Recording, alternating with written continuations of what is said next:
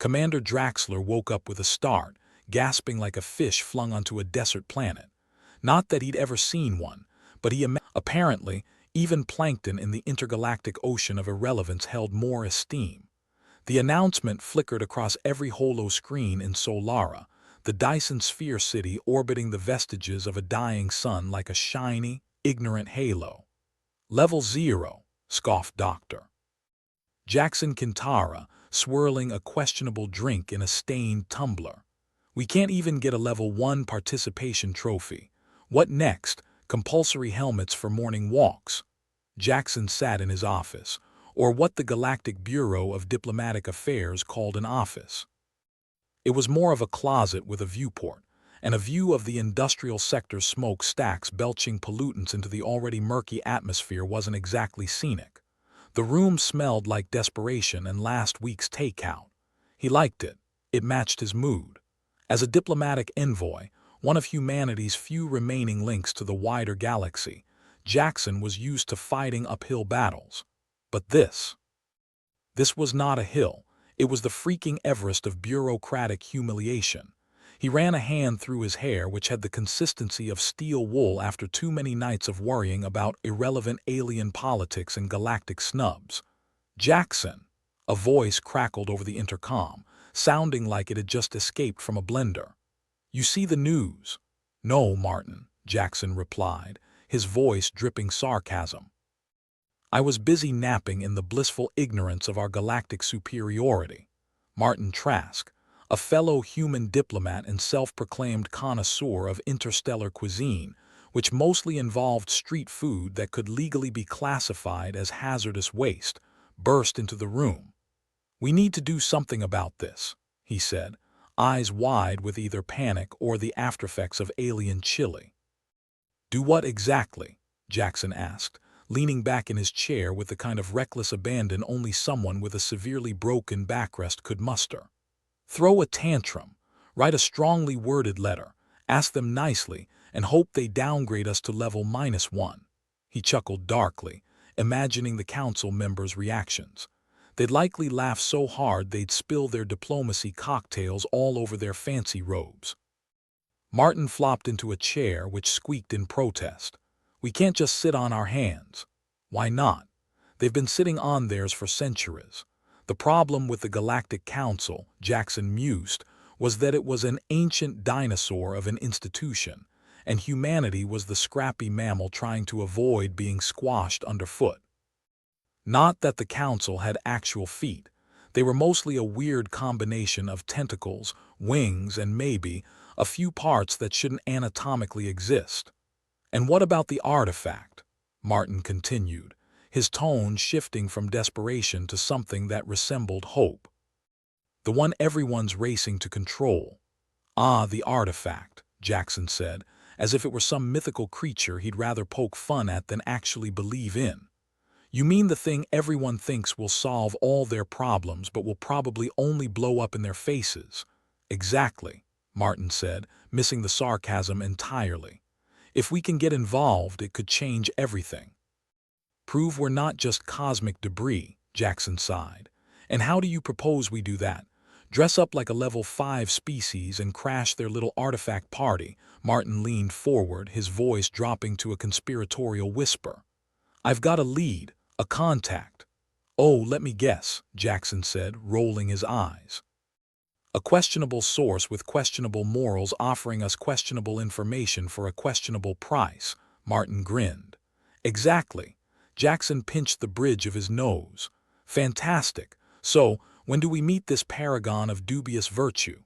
"Tonight," Martin replied, his grin widening to what could only be described as mildly unhinged. "In the usual place." The usual place was a bar called the Event Horizon, aptly named because once you entered, you never truly escaped. Its clientele were as varied as the drinks, which ranged from mildly toxic to probably illegal in most star systems. When Jackson and Martin arrived, the place was buzzing with the kind of energy that said, "We're here to drown our sorrows and maybe start a fight." They found their contact in a shadowy corner, a Trescian named Corblax. It looked like someone had tried to draw a squid and a cat simultaneously, then decided, why not both? Its eyes blinked independently, an unnerving habit that made it difficult to tell if it was focusing on you or some existential crisis in the fifth dimension. "Ah, humans," Korblax said, voice sounding like a choir of frogs gargling marbles. "I hear you're looking to upgrade your societal status. Level 0 isn't doing it for us," Jackson replied. "We'd like to at least reach level still has hope." Korblax chuckled, or maybe it was choking, hard to tell with Trescians. "I have information, but it'll cost you." "Of course it will," Martin said, pretending to be surprised. "How much are we talking?" "A modest sum," Korblax said, naming a figure that made Martin's eyes almost pop out of his skull. "Modest if you're the Galactic Emperor," Jackson muttered. "Throw in a free drink and maybe we've got a deal." Korblax blinked again, both eyes this time. "All right, a drink it is."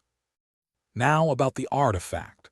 As the Trescian laid out the details, Jackson listened, mind racing with possibilities and pitfalls. It was dangerous, probably suicidal, but then again, so was being human in this galaxy. Maybe this was the opportunity they needed, or maybe it was just another trap. The conversation ended with a handshake, or whatever passed for one in this grimy dive, and Jackson and Martin left, ambitions mixed with a healthy dose of fear.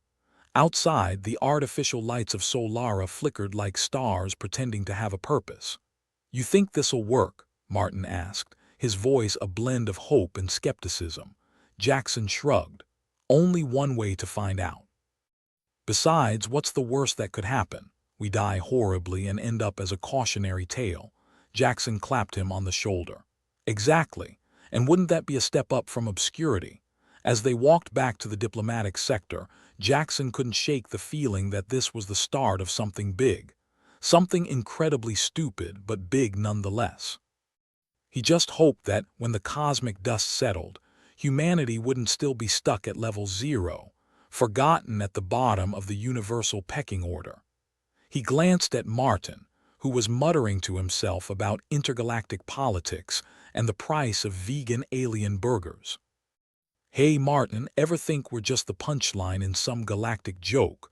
Martin laughed, the kind of laugh that said he'd thought that very thing more times than he cared to admit.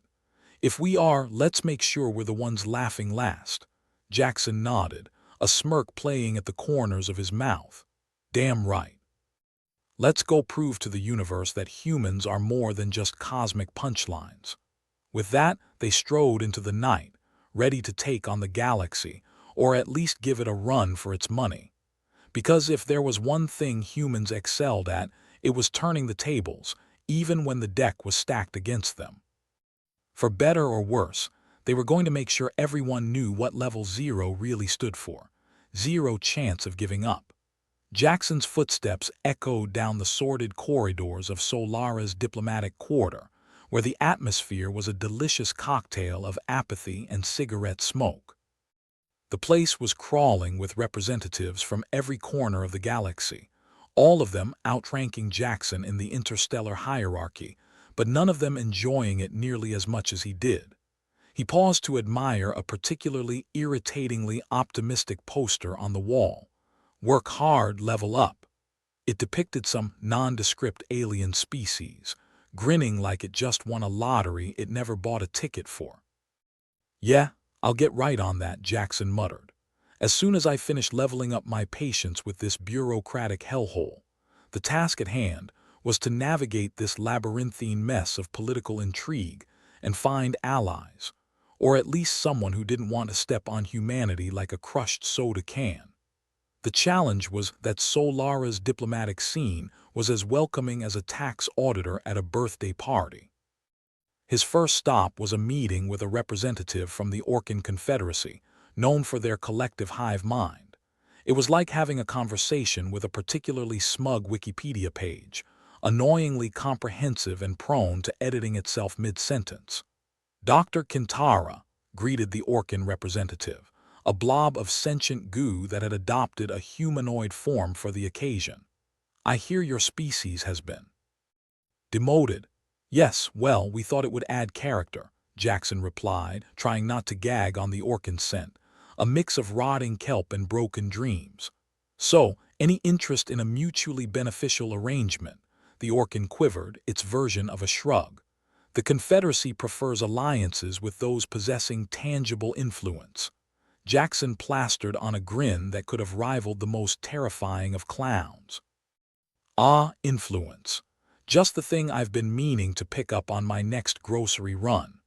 With a dismissive ripple, the Orkin oozed out of the room, leaving Jackson to contemplate the futility of climbing a ladder that seemed to have fewer rungs every day. Next on his agenda was a rendezvous with a Grelzan dignitary, a species known for their love of rigid protocol and disdain for anyone lacking 2 or more of their 6 appendages. Jackson found them tucked away in a corner of the diplomatic lounge, a garish room with furniture that looked like a thrift store had vomited up a collection of mismatched sofas. Dr. Kintara, I hope you understand this meeting is informal, the Grelzan said, its voice a sibilant hiss that made Jackson wonder if it was planning to eat him. Sure, Jackson replied with a shrug. Informal, like a first date where the other person brings their parents along. The Grelzan's eyes blinked in sync, a rare display of their amusement, at least according to the Diplomatic Bureau's cultural cheat sheet. Your species' situation is most unenviable. We aim to be trendsetters in undesirable situations, Jackson said, figuring the Grelzan wouldn't appreciate the irony. He was right. The alien regarded him with the kind of expression usually reserved for things found stuck to the bottom of a boot. If you wish to improve your status, perhaps re-evaluation is necessary, the Grelzan suggested, which in diplomatic terms meant, get your act together. Jackson nodded, maintaining a facade of interest. Re-evaluation, of course. Why didn't we think of that? It's not like we're a species obsessed with constant self-improvement or anything. The meeting ended with the Grelzan's departure, leaving Jackson with the impression that he'd just been lectured by a particularly condescending squid. As Jackson navigated the winding halls back to his office, he found Martin waiting, pacing like a caged animal that had recently discovered caffeine. How'd it go? Martin asked, a grin plastered across his face that suggested his day had been equally terrible. Oh, splendid, Jackson replied, voice laced with sarcasm. We've been advised to reevaluate. Apparently, that's all it takes to go from intergalactic joke to a proud member of society. Martin nodded thoughtfully. Reevaluation, huh? So basically, turn your life into a self-help seminar. Exactly, Jackson said, collapsing into his chair. Maybe we should start a motivational speaking circuit. Level 0, why you should embrace mediocrity. Martin chuckled, but the laughter faded quickly. Any luck on the artifact front? About as much luck as a snowball in hell, Jackson replied. But our friend Corblax might have given us a lead.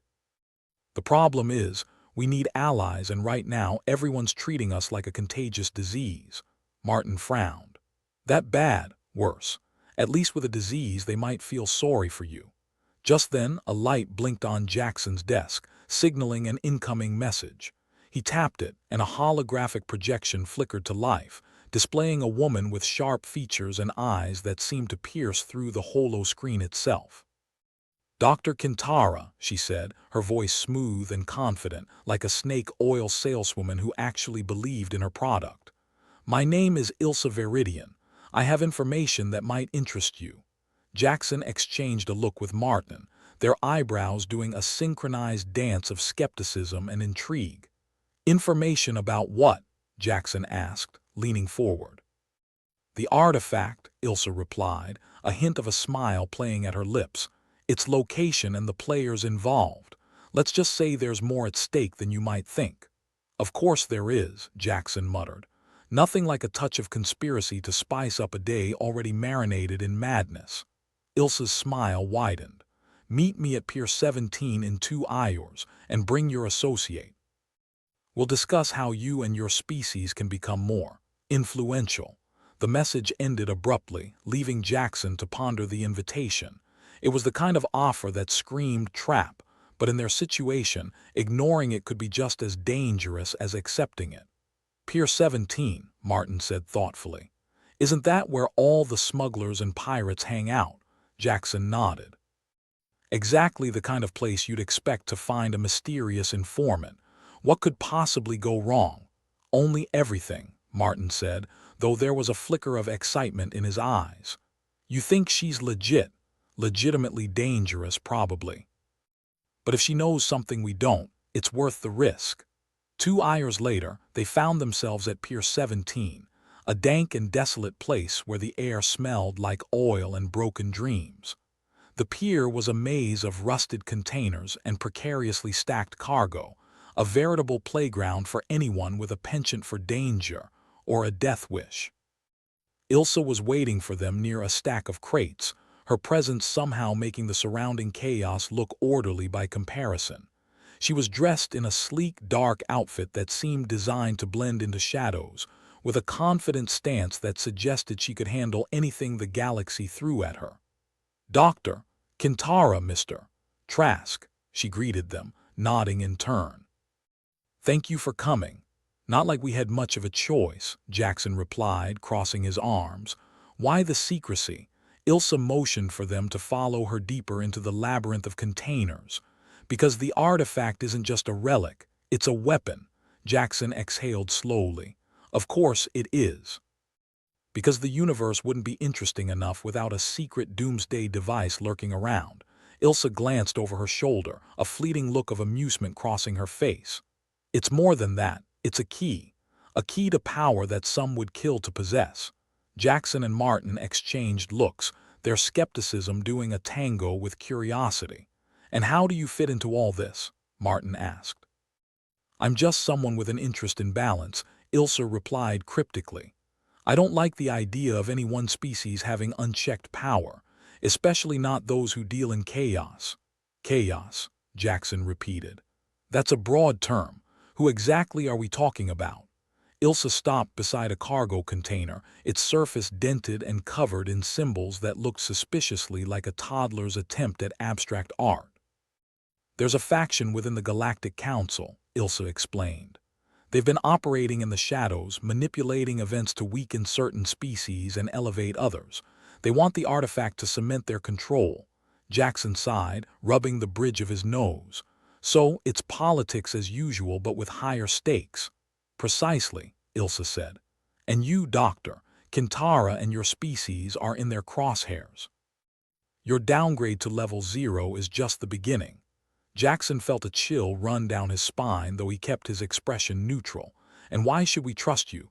Ilsa's eyes met his, unwavering and intense. Because, unlike them, I have no interest in power, only in seeing that it doesn't fall into the wrong hands. Martin glanced at Jackson, his face a portrait of skepticism. This doesn't sound like a recipe for a peaceful resolution. No, Ilsa admitted, but it's a chance to change the narrative, to prove that humanity is more than just a footnote in the galactic records. Jackson mulled over her words, the weight of the galaxy's indifference pressing down on him. It was tempting, this offer of agency in a universe determined to ignore them. Dangerous, yes, but for a species relegated to the bottom rung, what choice did they have? All right, Jackson said finally, his voice steely. We're in. What's our next move? Ilsa smiled, a glimmer of approval in her gaze. We start by getting you into the artifact's circle of influence. And when the time comes, we level the playing field. As they left Pier 17, the path ahead uncertain and fraught with peril, Jackson couldn't help but feel a flicker of hope. Misplaced or not, it was better than the yawning abyss of level 0. Maybe, just maybe, this was the beginning of something bigger. Level 0, Martin mused as they walked. Who'd have thought it was the perfect launching pad? Jackson chuckled, the sound a mixture of determination and defiance. Let's just make sure we stick the landing. Jackson Kintara found himself in the sterile confines of Solara's diplomatic quarter, a place that somehow managed to smell like a combination of burnt coffee and apathy. He was trying to navigate the latest labyrinth of political intrigue, with all the enthusiasm of a man about to undergo a root canal without anesthesia. The mission of the day: assemble the ragtag team of humanity's finest, or at least those who could be bothered to answer his desperate calls. First on the list was Zeth Rylance, a tech-savvy engineer with a knack for turning obsolete tech into something that could blow up a small moon. He was currently holed up in a workshop that looked like it had been hit by a particularly vindictive typhoon. "Hey, Zeth," Jackson called out, stepping over what he hoped was an out-of-commission drone and not a sentient vacuum cleaner staging a coup. Zeth emerged from behind a stack of circuit boards, his hair styled by static electricity and what looked like 6 cups of coffee. "Jackson, just the man I wanted to see. You owe me 50 credits, 50 credits. For what? For that time I told you not to trust the Trelaxians and you went ahead and bought their foolproof cloaking device anyway. Remember how it cloaked itself?" Jackson sighed. "Fine. Put it on my tab. But first I need you for something slightly more important than my mounting debt." Zeth perked up, his interest visibly piqued. "What's the gig? We're on the hunt for an artifact. The kind that could shift the balance of power, or at least make us slightly less of a galactic punchline. Artifact, huh?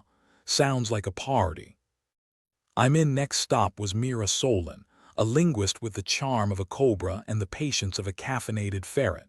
She was ensconced in her office, surrounded by holo screens displaying what looked like the worst kind of gibberish, which, for her, was probably poetry.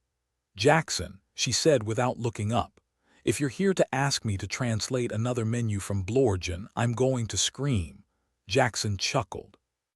"Afraid not. This time I need you for something a bit more clandestine." "Clandestine?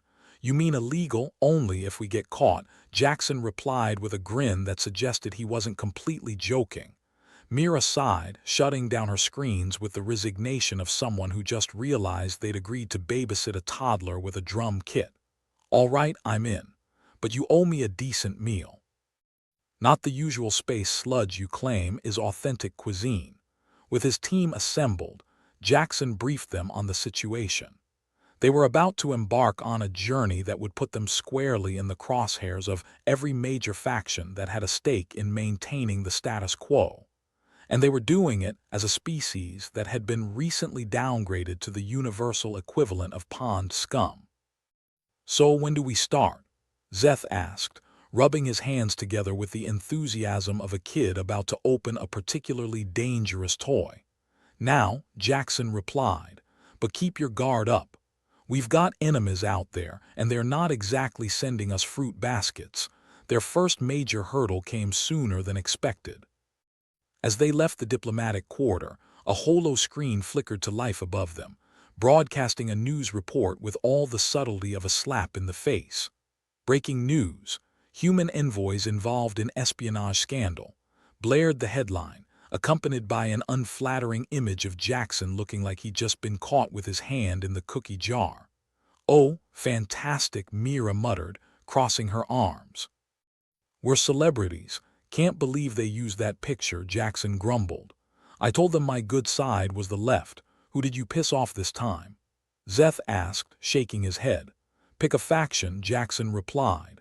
"But I'm guessing this is just the opening act to keep us distracted." The smear campaign was clearly designed to cast doubt on their mission, a tactic as old as politics itself. But they weren't going to let a little thing like defamation stop them. If anything, it just meant they were on the right track. "All right," Jackson said, determination setting his jaw. "Let's get to work. First, we need to secure a ship." "A ship?" Mira raised an eyebrow, because nothing says low profile like jetting around the galaxy in a stolen ride. "It's not stealing," Zeth corrected. "It's borrowing indefinitely." They made their way to Solara's docking bay, a cavernous space filled with ships of all shapes and sizes, from sleek fighters to bulky freighters. The challenge was picking one that wouldn't attract too much attention or explode mid-flight. "How about that one?" Mira suggested, pointing to a battered freighter that looked like it had been through several wars and a divorce. "Perfect," Jackson said. "Looks like it's held together with duct tape and prayers. Exactly what we need." As they approached the ship, A grizzled mechanic glanced up from his work, eyeing them suspiciously. "You lot need something. We're here for a test flight," Jackson said, flashing a smile that had been known to charm the occasional vending machine. The mechanic squinted. "You don't look like pilots, and you don't look like someone who cares about paperwork," Zeth chimed in, slipping the mechanic a handful of credits. "Let's just say we're taking it for a spin." With that, they boarded the freighter, Zeth immediately setting to work on bypassing security protocols. The ship's interior was as shabby as its exterior, but it would do. "All right, let's see what she's got," Zeth said, flipping switches and tapping screens like a conductor leading an orchestra of chaos. The engines rumbled to life, the ship shuddering as if waking from a long nap. They were off, soaring into the void with all the grace of a drunken albatross. "Next stop, the coordinates Ilsa gave us," Jackson said from the pilot's seat, gripping the controls like they might bite him. "Let's hope she's not leading us into a trap," Mira added, settling into her seat with a wary look. "Wouldn't be the first time," Zeth muttered, still tinkering with the ship systems. As they navigated the vast expanse of space, the freighter's comms crackled to life, an incoming message making its way through the static. "Attention, unauthorized vessel. This is the Orcan Confederacy. Identify yourselves or be prepared to be boarded." Jackson exchanged a glance with Mira, their expressions a mix of disbelief and resignation. "Of course, it's the Orcans. Because why wouldn't a blob of sentient goo want to ruin our day?" Zeth shrugged. "Could be worse. Could be the Trelaxians. At least the Orcans are polite about their threats." "All right, I'll handle this," Jackson said, activating the comms. "This is Dr. Jackson Kintara, human envoy. We're on a diplomatic mission. No need to slime us." There was a pause, the kind that usually preceded bad news. "Dr. Kintara, your vessel is not authorized for diplomatic missions. Prepare to be boarded." Jackson sighed, pinching the bridge of his nose. "Why does everyone want to board us? We're not a piñata," Mira smirked. "Maybe they think we're hiding candy." With no other options, they prepared for the inevitable. The Orcans would board, likely looking for any excuse to confiscate their ship and haul them back to Solara in chains made of bureaucratic red tape.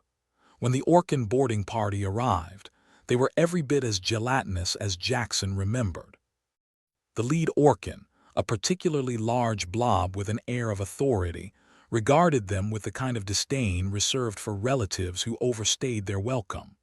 "Dr. Kintara," the Orcan said, its voice a chorus of bubbles. "You have violated several protocols. We prefer the term flexible interpretation of guidelines," Jackson replied, his voice dripping with feigned innocence. "Your species' tendency for humor is noted," the Orcan said, though it sounded more like a threat than a compliment.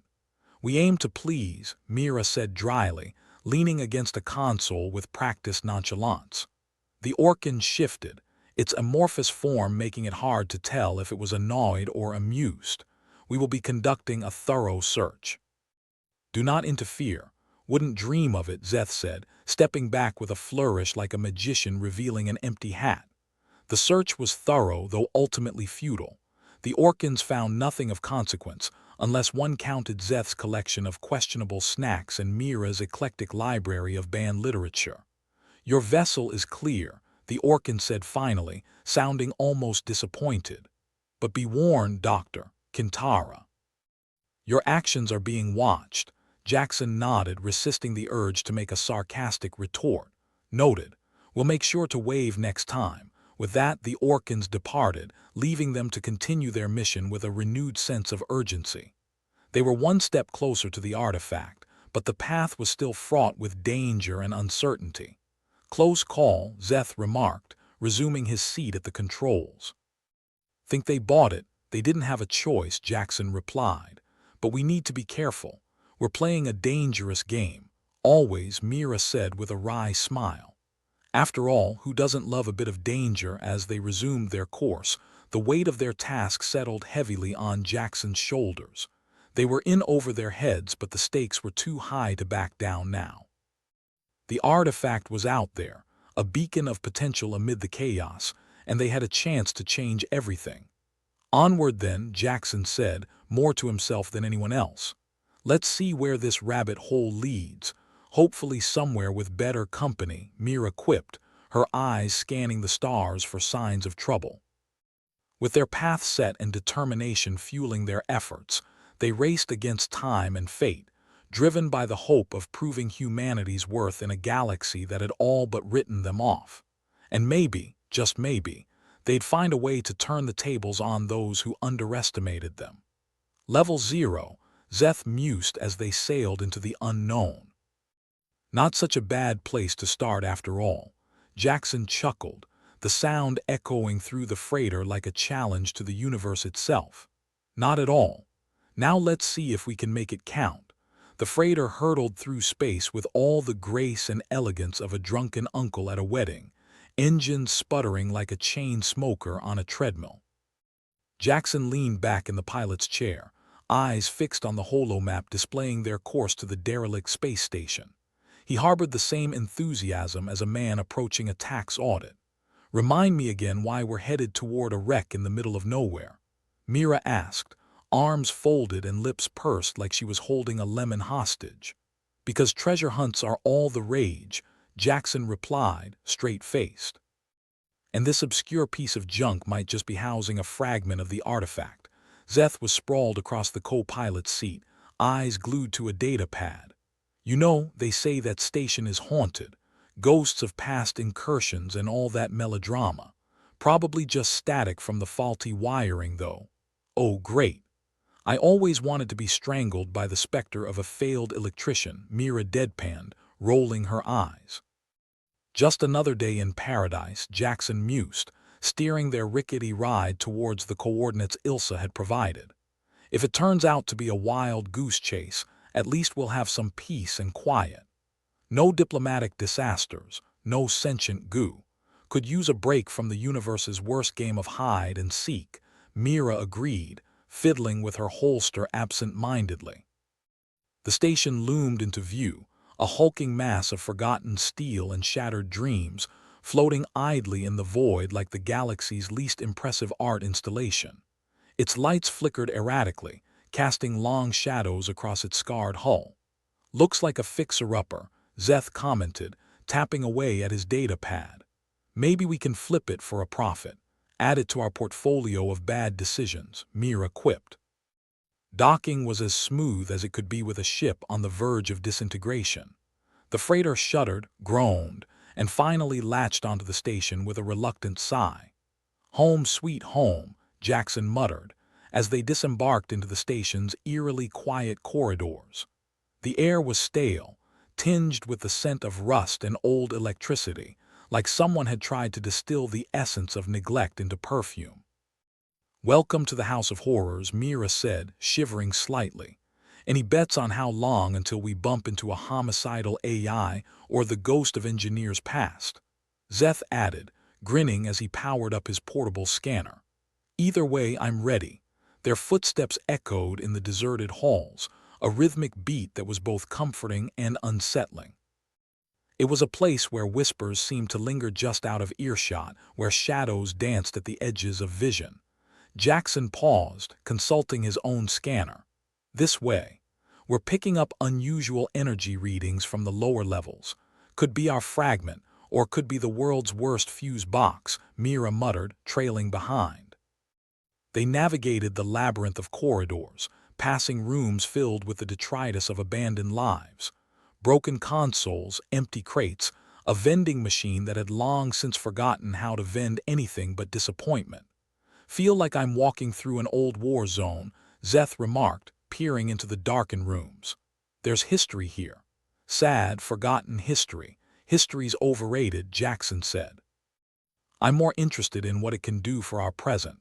At last, they reached a reinforced door marked by faded symbols of a now-defunct corporation. The energy reading spiked, causing the scanners to whir indignantly.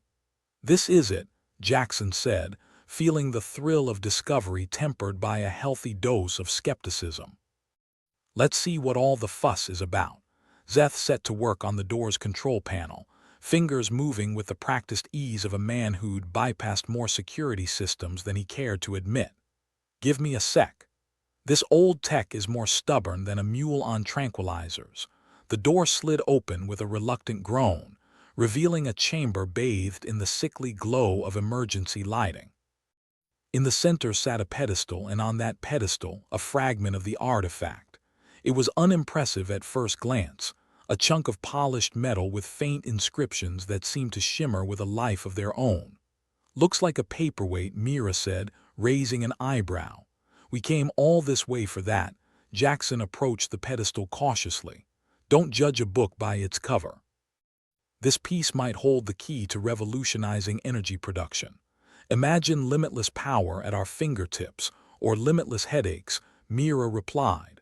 You know, if the Galactic Council doesn't decide to shove it somewhere unpleasant. Zeth ran his scanner over the fragment, eyes widening as the readings displayed on his screen. Holy hell, these energy signatures are off the charts. No wonder everyone wants a piece of this. As if on cue, the station's comms crackled to life, broadcasting a message that was both unexpected and unwelcome. Attention, trespassers. This station is now under the control of the Syndicate of Arcane Endeavors. Surrender the artifact and prepare to be boarded. Ah, crap, Mira said, her hand instinctively reaching for her weapon. Of course, it couldn't just be a quiet day at the office. The Syndicate, Jackson repeated, his voice laced with a mix of disbelief and annoyance. Sounds like a self-help group for megalomaniacs, more like a nightmare dressed as a daydream, Zeth added. What's the plan, boss? Jackson took a deep breath, thoughts racing. They were outnumbered, outgunned, and the Syndicate weren't exactly known for their patience or mercy. Diplomacy would be their only weapon, unless they fancied a very short career as space debris. We talk, he said finally, meeting the eyes of his team, and hope they are the chatting kind. The Syndicate's boarding party arrived with all the subtlety of a tax collector at a bankrupt company's door. Clad in sleek armor, they filed into the chamber, weapons at the ready, eyes hidden behind dark visors. Their leader, a towering figure with a voice like grinding gears, stepped forward. Dr. Kintara, I presume. You're in possession of something that belongs to us. Depends on your perspective, Jackson replied, managing a smile that only slightly resembled a grimace. I was under the impression this was a derelict. Didn't see any reserved signs. The leader's lips curled in a humorless smile. Any object of value automatically defaults to ownership by the Syndicate. You can surrender peacefully, or we can make this unpleasant. Unpleasant is such a relative term, Mira interjected, her tone dripping with sarcasm. We're pretty comfortable with it. Jackson raised a hand before things escalated into a firefight. Now, no need for hostilities. We're reasonable people. How about a compromise? The Syndicate leader echoed, sounding as if Jackson had suggested they all break into a musical number. And what exactly do you propose? Jackson gestured to the fragment. We've got a piece of something valuable. You've got resources, influence. Surely there's a deal to be made that benefits both parties. The leader regarded him with the kind of scrutiny usually reserved for lab specimens. And what, pray tell, do humans have to offer? Creativity, Jackson said without missing a beat, and an uncanny ability to survive against the odds. You keep the fragment, sure, but let us work with you. Figure out how to harness its potential. A partnership with humans, the leader mused, as if sampling a vintage wine and finding it slightly off. An intriguing proposition. Zeth, sensing an opportunity, chimed in. Think of the possibilities. You could corner the market on energy solutions. We supply the brains, you supply the brawn, Mira nodded. And if things go south, you can always throw us under the bus. Figuratively speaking, the Syndicate leader considered them for a long, tension-filled moment. The silence stretched, and Jackson wondered if this was how his ancestors felt when trying to negotiate with a hungry predator. All right, the leader said finally. You have a deal. But if you cross us, there won't be anything left of you to throw under anything. Jackson extended a hand, hoping the gesture was universal enough not to spark an interstellar incident. You have my word. We'll make this work. The leader clasped Jackson's hand with a grip that implied breaking bones was a hobby. "Welcome to the Syndicate, Dr. Kintara. May your contribution be as valuable as you claim." As the Syndicate withdrew, leaving them in possession of the fragment under new terms, Jackson exhaled a breath he hadn't realized he'd been holding. "That went better than expected," Zeth said, relief evident in his voice. Mira shot him a look. "Define better. We're now unofficially on the payroll of an alien crime syndicate." Jackson shrugged, grinning despite the odds. "Could be worse. We could be dead." "True," Mira conceded. "But let's not make a habit of cozying up to intergalactic mobsters." As they prepared to leave the station with the prize in hand, Jackson reflected on the precarious position they found themselves in. They were walking a tightrope over a pit of vipers, but there was no turning back now. "Onward then," he said, echoing his earlier sentiment. "We've got a galaxy to save, reputations to salvage, and possibly a new lease on life." Zeth chuckled. "Just another day in the life of a level 0 species, right?" Jackson nodded, feeling the weight of their choices, yet buoyed by the hope that maybe, just maybe, they'd find a way to prove their worth in a universe that thrived on chaos. "Exactly," he replied, guiding them back to the freighter. "Let's see what trouble we can stir up next." And with that, they set course for the unknown, ready to face whatever bizarre, dangerous wonder awaited them beyond the next star. "Well, that went sideways quicker than a Trelaxian on roller skates," Jackson grumbled, watching the syndicate ship disappear into the void with all the grace of a tax collector fleeing an audit. "So much for a peaceful partnership." Mira clutched the fragment like it was an unruly cat. "Can't say I'm surprised. Trusting the syndicate was like trusting a scorpion to babysit your kids." "Oh, I don't know," Zeth chimed in, eyes glued to his data pad. "I hear they make excellent role models in some circles. Just not ones you'd want to be part of." The freighter hummed around them, its engines crooning a mechanical lullaby that failed to soothe Jackson's frayed nerves. The syndicate had left them holding the proverbial bag, a bag filled with potentially explosive tech and no sympathy from the Galactic Council. "Got any bright ideas, fearless leader?" Mira asked, her sarcasm sharp enough to cut through the thick veil of impending doom. Jackson sighed, running a hand through his hair. "We head back to Solara. Maybe someone there will have a brainwave before we're downgraded to level -1 for incompetence." "Great. Just what I always wanted," Mira muttered. "A front row seat to humanity's spiral into galactic obscurity." The trip back to Solara was uneventful in the way that sitting in a dentist's waiting room was uneventful, full of dread about what came next. Jackson spent his time in the cockpit, staring at the holomap as if it might spontaneously offer directions to a miracle. Zeth, meanwhile, had buried himself in his data pad, muttering calculations that sounded suspiciously like a recipe for disaster. "If we adjust the fragment's energy output, we might be able to create a feedback loop." "Feedback loop," Mira echoed from the co-pilot seat. "That sounds like either a genius idea or the start of a really bad day." "Depends on your definition of bad day," Zeth replied with a grin more suited to a lottery winner than a man contemplating interstellar suicide. "Could fry us. Could fry the syndicate's comms. It's a toss-up. Let's save the heroics for after we survive the council's verdict," Jackson interjected. "We'll need all the brain cells we can muster to argue our way out of this one." The diplomatic quarter loomed as they docked, its sterile corridors welcoming them with all the warmth of a frosty handshake. It was the kind of place where optimism went to die, buried under layers of red tape and burnt coffee. As they made their way to the council chamber, Jackson couldn't shake the feeling that they were marching to their own funeral. The air was thick with tension, each step echoing with the weight of humanity's future. Inside, the council was in full swing. Representatives from a dozen species argued with the fervor of hyperactive children on a sugar rush, each vying to outdo the other in blame-shifting and finger-pointing. "Ah, Doctor." Kintara intoned the council chair, a being resembling a sentient cactus with more thorns than friends.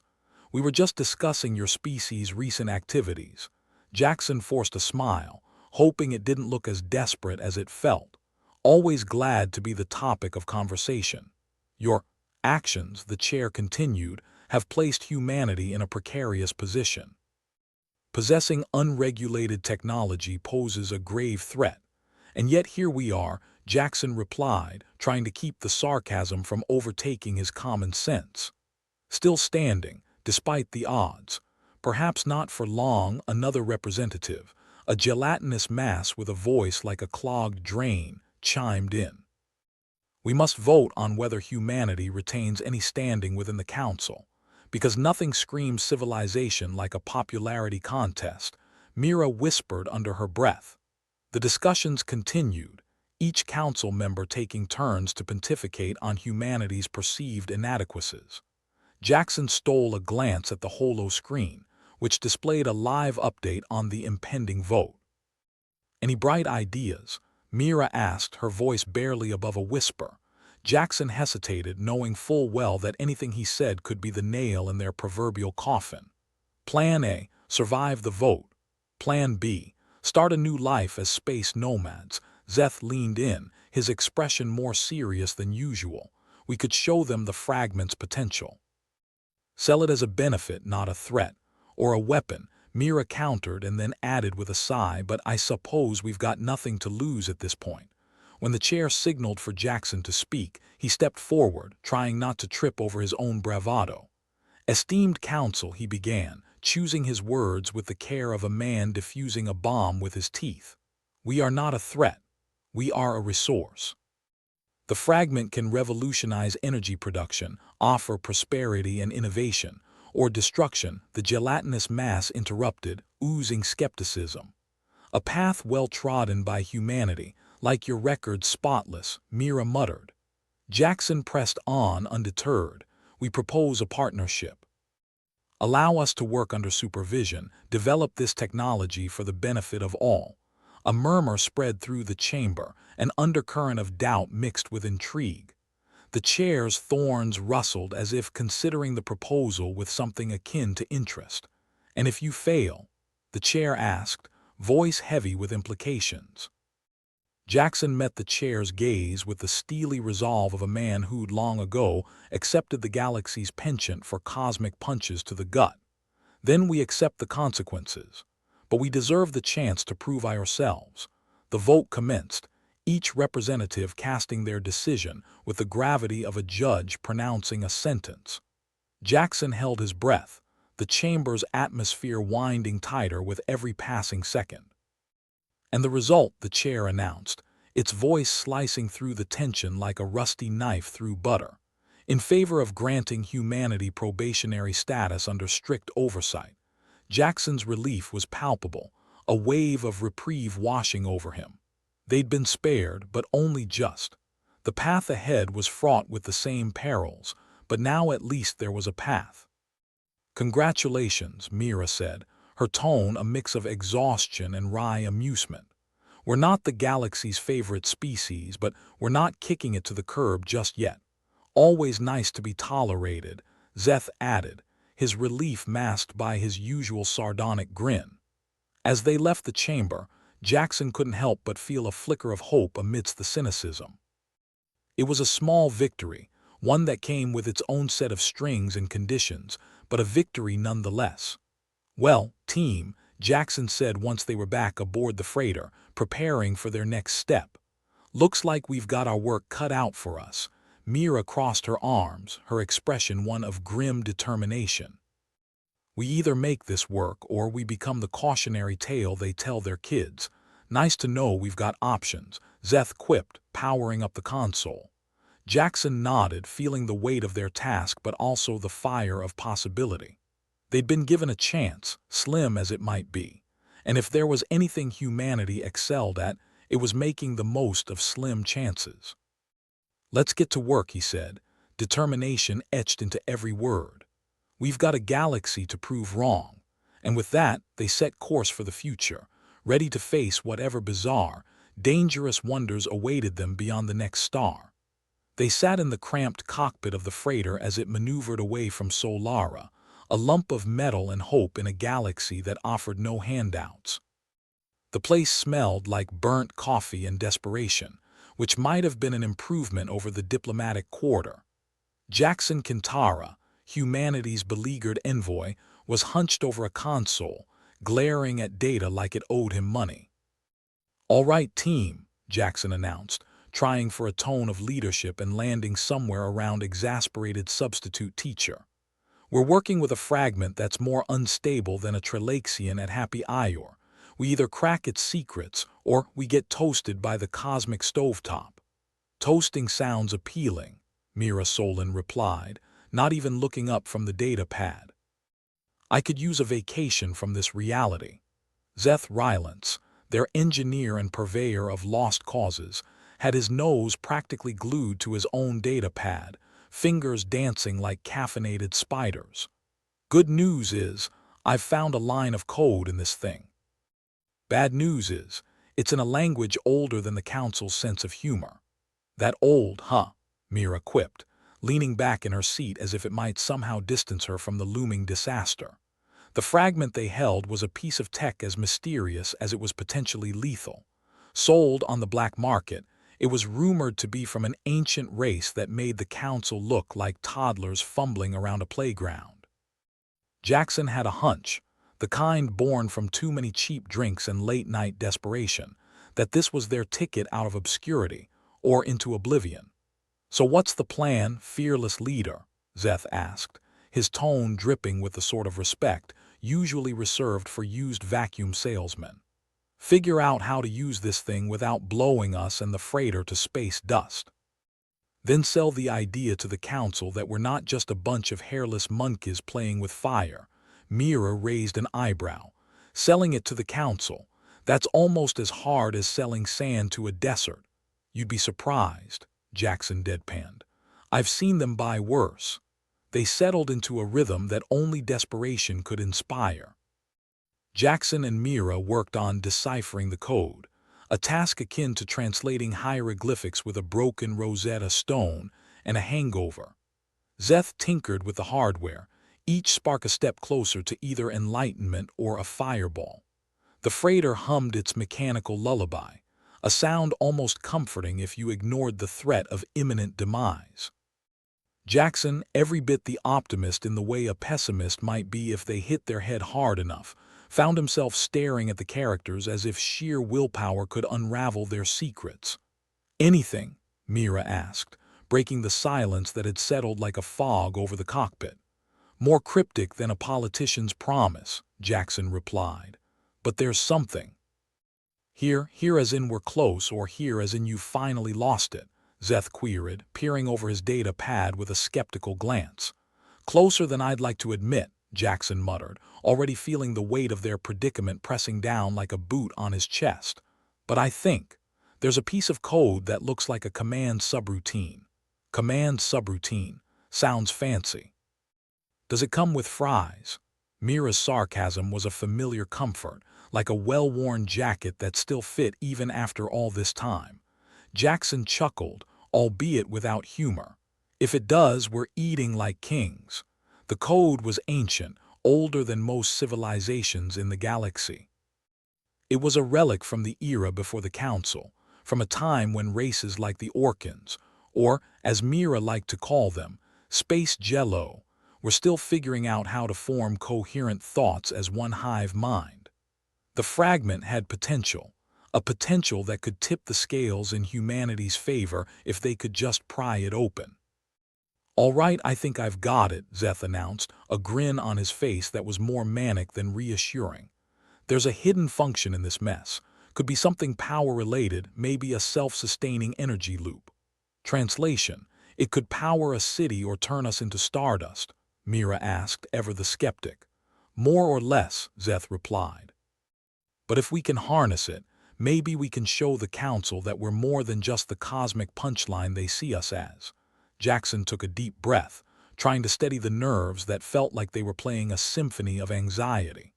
"All right, let's see if we can make this thing dance without setting the floor on fire." The trio worked tirelessly, each failure a step closer to either a breakthrough or a breakdown. Every now and then, one of them would toss a sarcastic remark into the mix, because if they couldn't laugh, they might just cry. "Hey, maybe we should present this as a new form of entertainment," Mira suggested. "Watch humans gamble with ancient tech. Fun for the whole family. Bet we could sell tickets," Zeth added with a chuckle. Ior's turned into something resembling days, the only measure of time being the exhaustion etched into their faces. Yet, amidst the chaos, they began to see patterns, connections in the code that hinted at a greater purpose. Finally, Jackson leaned back, eyes wide with the kind of hope that bordered on insanity. I think we've got it." "What have we got?" Mira asked, though her tone suggested she already expected a half-baked scheme.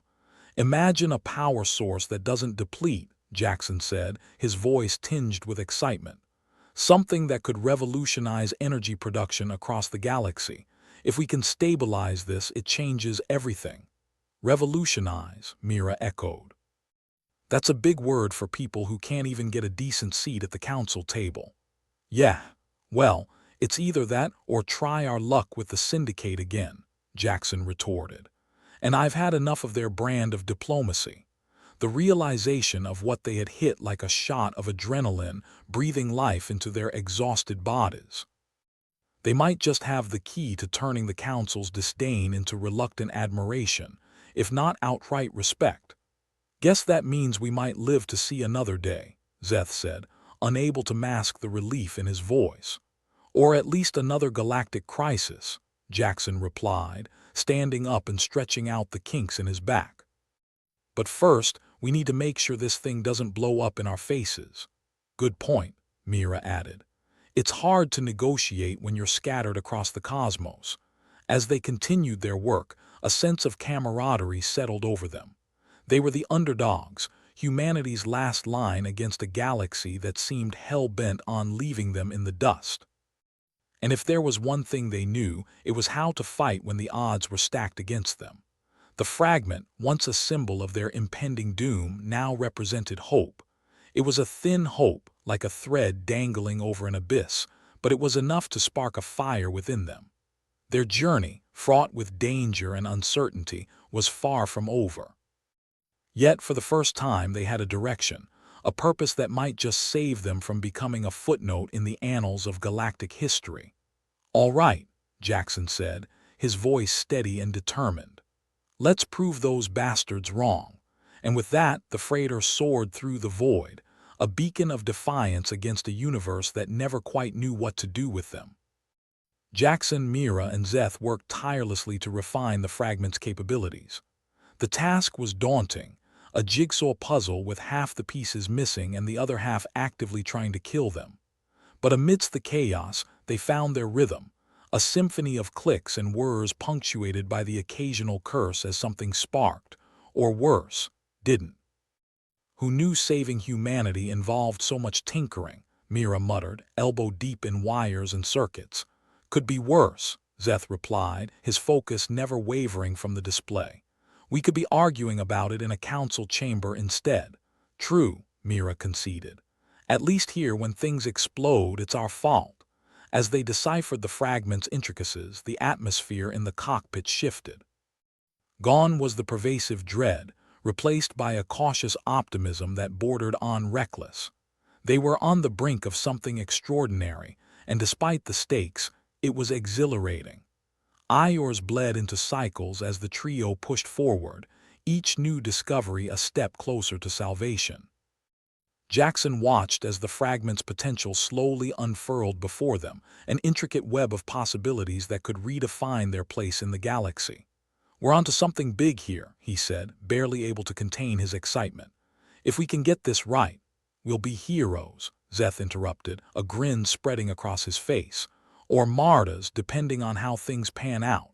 "Let's aim for heroes," Mira added dryly. "I hear they're less dead."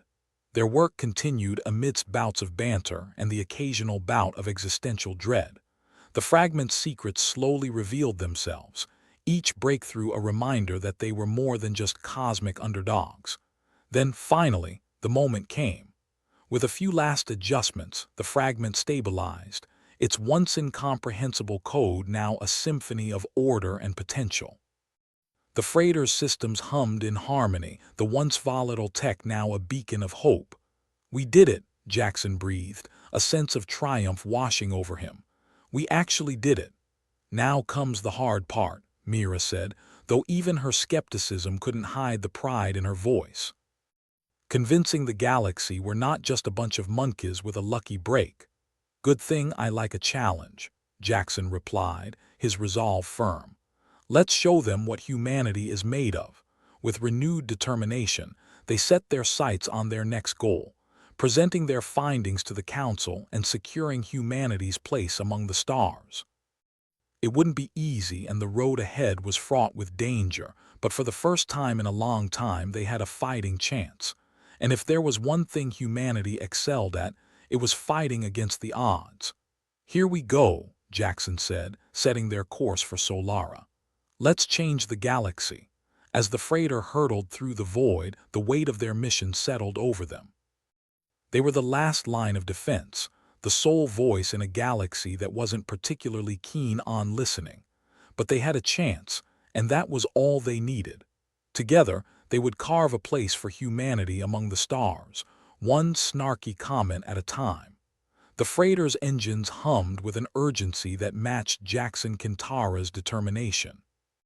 In the grim, metallic bowels of the ship, the ambient hum of machinery was punctuated by the occasional clatter of tools or the exasperated sigh of Mira Solon, who was currently eyeballing a panel of wires like it was a Trelaxian at an interstellar flea market. Untrustworthy at best, downright malicious at worst. "Zeth, if this thing decides to blow up and we vaporize into cosmic dust, I'm haunting you forever," Mira warned, her voice a mix of sarcasm and genuine concern. Zeth Rylance, ever the optimist in a galaxy that saw them as little more than advanced apes, chuckled from his perch over a datapad that was practically soldered to his hands at this point. "Relax, Mira. I've got us covered. Worst case, we just become an interesting footnote in some alien textbook. Humanity, the species that could but didn't." Jackson rubbed his temples. "I'd prefer to be a chapter, not a cautionary tale." "I'll settle for a paragraph," Mira muttered, finally closing the panel with a definitive snap. "A footnote just sounds insulting." The freighter bucked slightly as they entered Solara's gravitational field, the planet's sprawling diplomatic quarter looming ever closer. Jackson tried to ignore the itch at the back of his mind that told him the Council would rather see them in a zoo than a conference room. "Okay, folks," Jackson said, channeling every bit of authority he could muster. "Here's the play. We walk in, flaunt the artifact like it's the best thing since zero-gravity toilets, and demand humanity gets its seat back at the table. Simple, right?" Mira snorted. "Simple as a Trelaxian tax return. What's the backup plan when they laugh us out of the room?" "Then we threaten to take our ball and go home," Jackson replied, a wry smile creeping across his face. "And by ball, I mean the artifact." "Bet they'd love to have a shot at that." Zeth glanced up, an eyebrow raised. "You're betting the future of humanity on a bluff." "Why not?" Jackson shrugged. "Worked for my ancestors. Besides, we're humans. We come out swinging and hope the universe's jaw is still glass." With a collective deep breath that felt more like an exasperated sigh, the trio disembarked, the freighter's ramp hissing down onto the polished floors of the diplomatic quarter. The smell of burnt coffee and bureaucracy hit them like a physical wall, undercut by the unmistakable stench of desperation. "Ah, the smell of diplomacy," Mira quipped, wrinkling her nose. "It always does smell like something's burning." The council chamber was a dome of sterile perfection, a place where decisions were made with all the warmth of a glacier and the speed of a tectonic plate. Representatives from countless species gathered in their designated sections, each an embodiment of their distinct cultures, some elegant, others downright bizarre. But all eyes turned towards the humans, their presence more of a curiosity than anything else. "Let's give them a show, shall we?" Jackson whispered as they took their place at the human delegation's podium, which, rather tellingly, had accrued a fine layer of dust in their absence. The Orcan representative, a gelatinous mass that somehow managed to ooze authority, addressed them with the kind of condescension usually reserved for toddlers and malfunctioning robots. "Humans, you have requested this audience to present something of interest. Please proceed." Jackson cleared his throat, projecting confidence he didn't quite feel. "Thank you, esteemed members of the Council. Humanity may have been downgraded to a level 0 species. Level -0 if we're being honest," Mira added under her breath. "But we believe this artifact," Jackson continued, gesturing to the fragment now displayed on a holo screen, "can redefine the energy capacities for us all. Its potential is unmatched, capable of stabilizing even the most ambitious projects, like a Dyson sphere." A murmur rippled through the chamber. It was as if someone had just announced free drinks at the end of a long diplomatic summit. Interest peaked. The council shifted its collective gaze, assessing the artifact as if they could glean its secrets by sheer willpower alone. "Dyson sphere stability," the Orcan oozed, its gelatinous form undulating with curiosity. "That is indeed a remarkable claim." "Perhaps," Jackson conceded, "but one we're ready to back up. This isn't just a relic, it's a game changer." The silence that followed was thick enough to cut with a vibroblade. Then a voice from the back, a reptilian representative from the Frillac Consortium, hissed into the mix. "And what do you ask in return for this?" "Contribution, recognition," Jackson replied, letting the word hang in the air like a gauntlet. "A reversal of our species' downgrade and full reintegration into the Galactic Council. We want our seat back at the table." Another rumble of conversation. The suggestion was audacious, bordering on insane. But then again, humanity had always been an audacious, borderline insane species. It was practically their brand. "You're asking us to place a significant amount of trust in humanity," the Orcan replied, its voice both skeptical and intrigued. "Trust that has been tested in the past." "True," Zeth interjected, his voice even, "but consider this. Who else but humans would be crazy enough to take a shot at stabilizing a Dyson sphere? Our insanity is our strength." Mira nodded. "You don't want us in the galaxy's sandbox. Fine. But you're going to find that humans play best with others when we're allowed to bring our own toys." There was a certain logic to it, twisted and peppered with bravado as it was. The artifact was a bargaining chip unlike any other, and the council knew the value of a good card when they saw one. After what felt like an eternity, the Orcan gave a slow, contemplative undulation. "Very well, we shall deliberate. Humanity will have its chance to prove its worth once more." Jackson let out a breath he didn't realize he'd been holding. It was a small victory, a crack in the council's stony facade, but it was enough. As they turned to leave the chamber, Mira glanced at Jackson, a smirk playing on her lips. "Well, that went better than expected. I didn't even have to use my emergency stash of sarcasm." Zeth chuckled, his relief palpable. "Let's hope we don't need it for the negotiations, but just in case, keep it handy." Out in the corridor, the tension of the chamber gave way to an exuberance that was hard to contain. They'd come a long way from being cosmic punchlines, and for the first time, the future felt like something they could shape rather than endure. "All right, team," Jackson said, his voice carrying the weight of hope and determination. "We've got a lot of work ahead, but if I know anything about humanity, it's that we're nothing if not persistent." "Persistent, stubborn, and a little bit insane," Mira added with a grin. Zeth nodded. "Sounds like a recipe for success." As they made their way back to the freighter, there was an unmistakable spring in their step. The galaxy was vast and unforgiving, but armed with the artifact and a newfound sense of purpose, they were ready to make their mark. "To humanity's resurgence," Jackson declared as they reached the ship, his voice filled with conviction. "May our legacy be more than just an amusing anecdote," Mira replied, the laughter in her voice infectious. With the freighter's engines roaring to life, they set off into the unknown, a tiny speck against the cosmic canvas but brighter than they'd ever been before. Their journey was far from over, but for the first time it felt like they were writing their own story. And what a story it was shaping up to be. The freighter hummed through the void, the engine's steady thrum like a comforting lie that everything was under control. Inside, Jackson Kintara leaned back in his chair with the air of a man who'd just conned the universe and gotten away with it, if only for a moment. "So," he said, addressing the room with a casual nonchalance that belied the chaos they'd narrowly avoided. "We did it. We actually did it." Mira Solon snorted, not looking up from the holo screen where she was running diagnostics. "Did what exactly?" "Convinced a bunch of intergalactic snobs that we aren't just monkeys with aspirations of grandeur." "Pretty much," Jackson replied, stretching his legs out with a satisfied groan. "That, and we managed not to get laughed out of the room, which I count as a win." Zeth Rylance looked up from his ever-present datapad, the blue glow casting shadows on his face. "Don't get too comfortable, folks. The council may have bought our story, but now we actually have to deliver on those promises. And here I thought we were done," Mira said with mock disappointment. "You mean we can't just ride off into the sunset with our newfound glory?" Jackson chuckled, shaking his head. "That's just the beginning, Mira. We've got to make sure humanity doesn't end up being a one-hit wonder. Like that band," Zeth chimed in, "from the 21st century.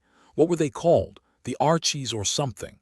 "Isn't that a comic?" Mira asked, brow furrowing as she pulled up a different screen trying to find out what a comic even was in the archives. "Who the hell knows?" Jackson sighed, waving it off like an errant fly. "Point is, we've got to keep this momentum going.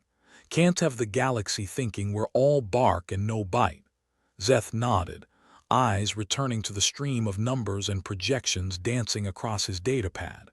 "True enough, and we also need to consider who we can ally with moving forward. The Orcans are a start, but a single gelatinous ally isn't enough to secure our place." Mira finally turned her gaze away from the screen, her eyes sharp with intent. "Yeah, and we still need to figure out more about this artifact. We might have gotten ourselves a seat at the table, but if someone figures out we've been bluffing our way through with tech we don't fully understand, we're screwed." Jackson leaned forward, elbows on his knees, a serious look overtaking his features. "That's why we need to make sure we have a firm grasp on this thing. It's our ticket, and we can't let it out of our sight. Or blow up," Mira added dryly. "Wouldn't want an interstellar incident because it decided to self-destruct." "Yeah, let's skip the fireworks," Jackson agreed. "So, what's next on our grand tour of making humanity great again?" "Well," Zeth mused, tapping a few keys on his datapad, "we need to solidify our position with some tangible alliances." The Frillac Consortium expressed interest. "And there are a few smaller groups on the fringes who might be persuaded with the right incentives." Mira leaned back, crossing her arms. "Incentives like not getting obliterated by the first big threat that rolls through." "Exactly," Zeth said, a sardonic grin forming. "And maybe some enticing tech we might have access to." "Right, our mystery artifact," Mira quipped, mimicking air quotes with her fingers. "The thing everyone's drooling over that we barely know how to operate." "It'll have to do," Jackson said with a resigned shrug. "Besides, we're humans. We thrive on chaos and last-minute heroics. It's practically in our DNA." "Speaking of DNA," Mira interjected, "how's the whole Galactic Council accepting us without turning us into lab rats going?" "I'd like to keep my genetic code out of the spotlight, thank you very much," Jackson smirked. "We'll cross that bridge when we come to it. For now, let's focus on not getting tossed out the airlock." The conversation lulled as they each became lost in their thoughts, the possibilities of what lay ahead both daunting and thrilling. For the first time in a long while, the future seemed like an adventure rather than a death sentence. After a few moments, Jackson stood, stretching his arms above his head. "All right, team, let's get to work. We've got a galaxy to conquer or at least mildly impress. Preferably without any dismemberment," Mira added, standing to follow him. "Or explosions," Zeth reiterated, glancing back at his datapad. "Unless they're planned ones."